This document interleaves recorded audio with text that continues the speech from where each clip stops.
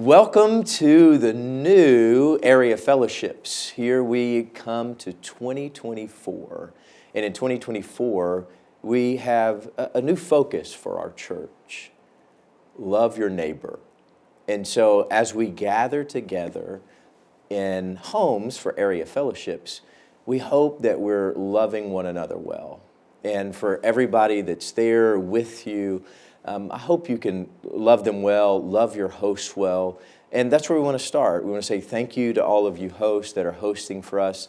That's a significant thing in the life of our church and a significant thing that you're doing for our church. So thank you. Your example of hospitality is perfect for loving your neighbor well. I once heard a man argue that every nation needs 3 laws. Don't kill, don't steal, and don't lie. He didn't even believe in God, but he said that 3/10 of the 10 Commandments were correct and should be applied to all people in every nation. And if these were enforced, it would lead to great success of any nation. And there's probably a lot of truth in that. And practically, I assume that most nations would argue that their laws crack down on those things. Don't kill, don't steal, don't lie, as well as a host of many other things.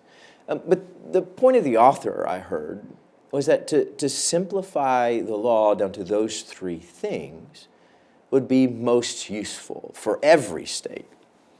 But when it comes to our Congress, every 2 years, they consider new laws, or something like 12,000 different bills that are added to the books, or at least considered to be added to the books. Those bills are composed of some 5 million words. So if you think about the Bible, our Bible's thick, and you've got to read about 3 to 4 pages a day to get through the whole thing in a year.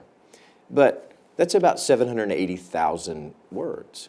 Our Congress attempts to pass 3 full Bibles worth of new law every year. That's a lot of reading on many complicated matters. But this is who we are. This is who we are as a nation. This is who we are as a people. We tend to complicate things.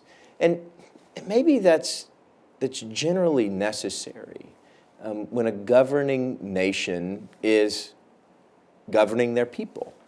So whenever a government enacts a law, there are inevitably a whole host of people lining up to take advantage of that law.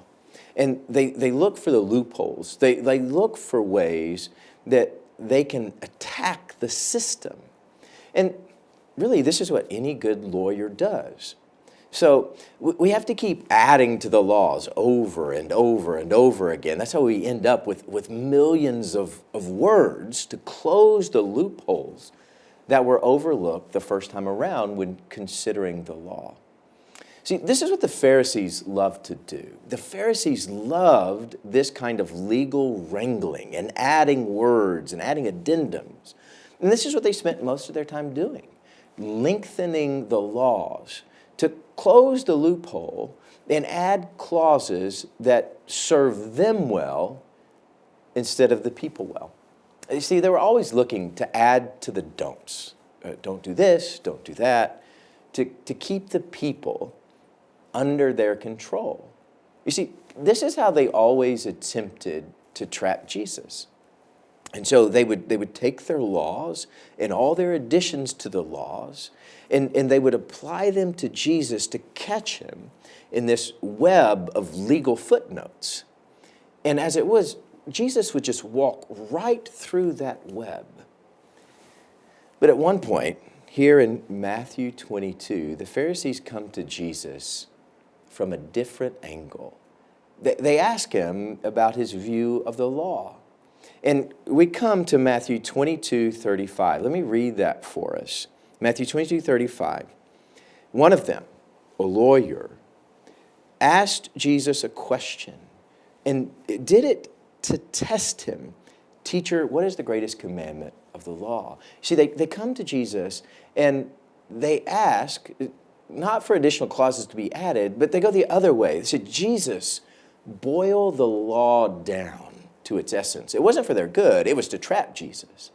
And when Jesus does this for them, notice that it's not a list of don'ts Jesus points to, but a couple of things that we should do. You see, some laws are don'ts, those that we started with. Don't steal, don't kill. But other laws are what you are to do. You must educate your children. Right? You must pay your taxes.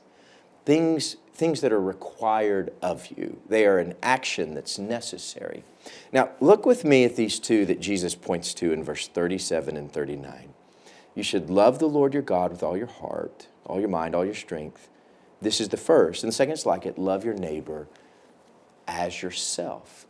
You see, these are active. These are present requirements that build on one another.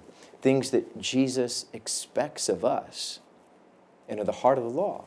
You see, this year as a church, we're going to focus in on that second commandment. Love your neighbor as yourself. But to do that, we have to understand that these two laws that Jesus talked about, they're built on one another. You really can't do the second one without knowing and doing the first. Or to put it another way, your ability to do the second, your ability to love your neighbor as yourself is directly correlated to your obedience to the first. To love your God with all your heart, with all your soul, all your mind, all your strength. And so as you do that, as you are committed to that first commandment, you see your ability to love your neighbor is then developed. When you're near to God, God teaches you things. God teaches you how much He loves you. God teaches you all the ways He has shown you love. Then in turn, you begin to understand what God has done for you.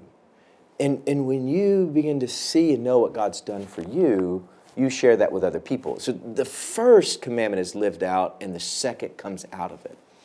So when you're near to God, you see that provision, that God's provided for you physically. He provides for your daily needs.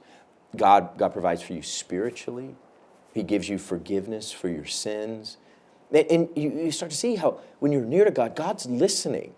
And God gives you the wisdom that you need. God helps clarify His word for you. God provides discernment. God provides for you purpose. And out of these interactions, where God shows you His love in these ways, you start to learn that these are ways that you can love the people around you. That God's going to use you in those same ways to provide for your neighbor, to care for the people that He's put in your life, your family, your friends, whoever comes across your path, you're going to do those kinds of things too. You see, our prayer is that you're going to experience the love of God so deeply to the point that it overflows into all of your relationships. And we live these laws fully in perfect, present action. So now as an area fellowship group, we want you to talk about these things. We want you to talk about laws of the state. And I want you to compare them to the laws of the Bible and where Jesus points us. So just together as a group, if y'all would gather around, we have 3 questions for you that we'll have on the screen. We want you to take some time and answer these questions directly and get down to the heart of love your neighbor as yourself, both for the state, but more importantly, for your spiritual life.